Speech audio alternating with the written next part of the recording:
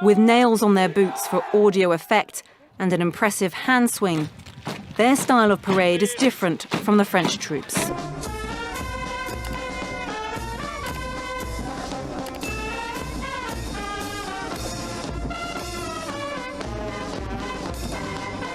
और जो धुन उन्होंने वहां पे वो बजानी है, सारे जहां से अच्छा है हिंदुस्तान हमारा। Soldiers getting ready to take part in the July the 14th military parade here in Paris. Indian soldiers, another sign of this strong relationship between France and India. इस दफा जो परेड की खास बात ये थी कि इस दफा इंडियन जो अफवाज के जो दस्ते थे वो भी इसमें मौजूद थे। अब मैं जो सिग्निफिकेंट बातें जो इसमें, एक तो 25वीं ये एनिवर्सरी है और भारत और फ्रांस के रिलेशनशिप की।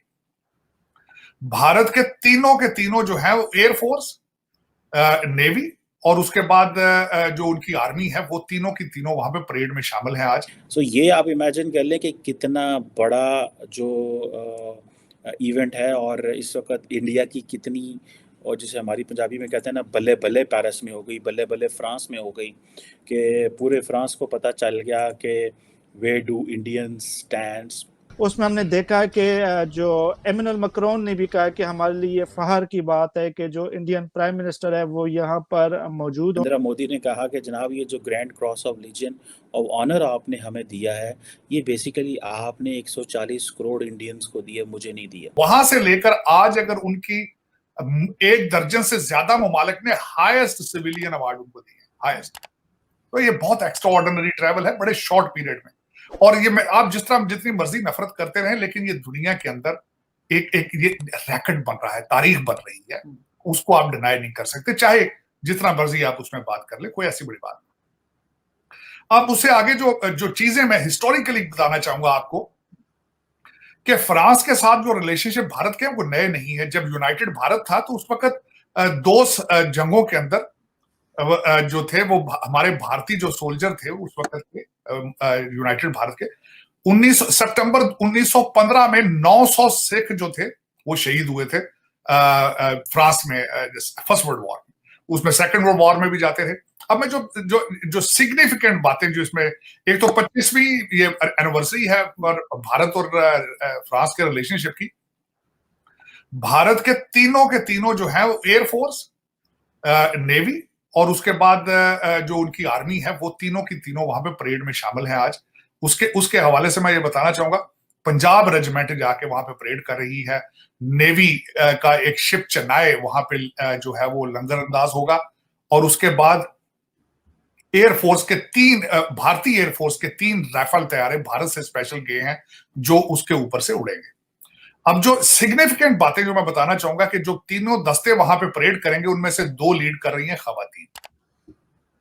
एक का नाम तो बल्कि मैं उसका जो उसको लीड कर रही है उसका तो नाम अभी मेरे अमरता है, मेरा उसका मैंने उसके बारे में सुना था। मैंने उन तीनों के इंटरव्यू सुने हैं, जो तीनों जो वहां पे करेंगे।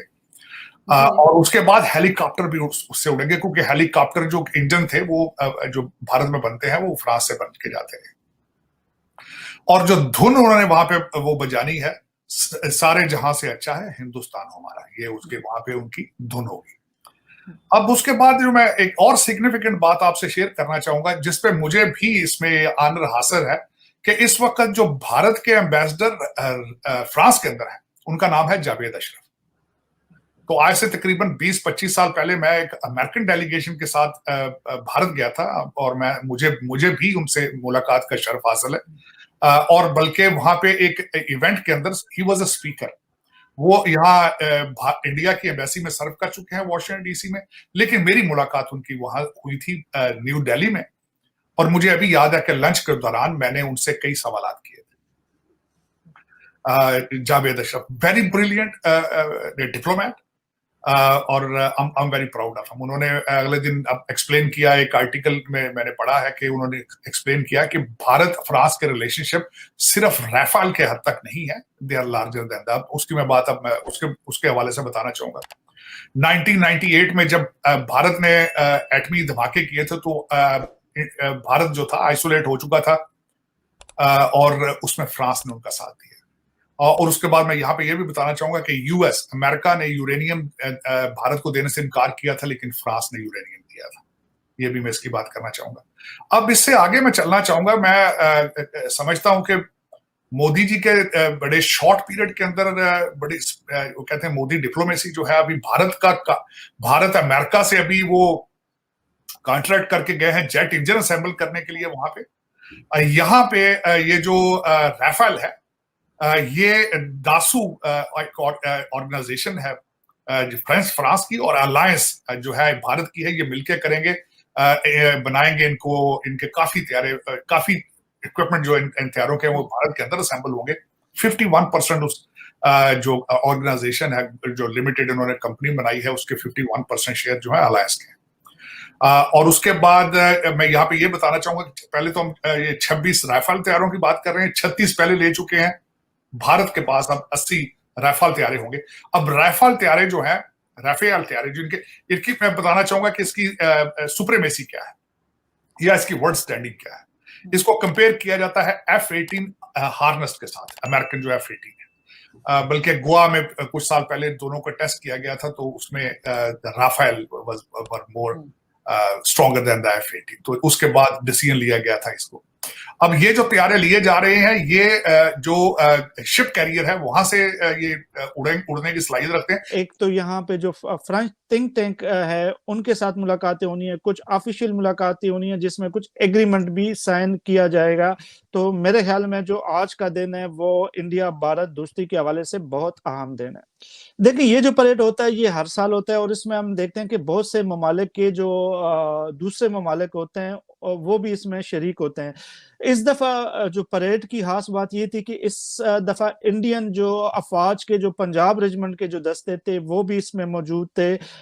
इसमें बल्कि जो हमने देखा है कि जो इनकी जो खवातीन जो दस्ते थे वो भी इंडिया से जो आए थे वो भी दस्तों में मौजूद। हमने देखा कि इंडियन दस्तों में खवातीन की तादाद भी एक बड़ी तादाद मौजूद थी। इसके अलावा जो राफेल तैयारे हैं जो कि इंडिया को दी गए उन्होंने भी जो है फ्लाई पास्ट किया। ऐसे वीडियो देखने के लिए नीचे दिए गए सब्सक्राइब बटन को प्रेस कीजिए और घंटी बटन को क्लिक कीजिए ताकि आपको नए वीडियो मिलती रहे।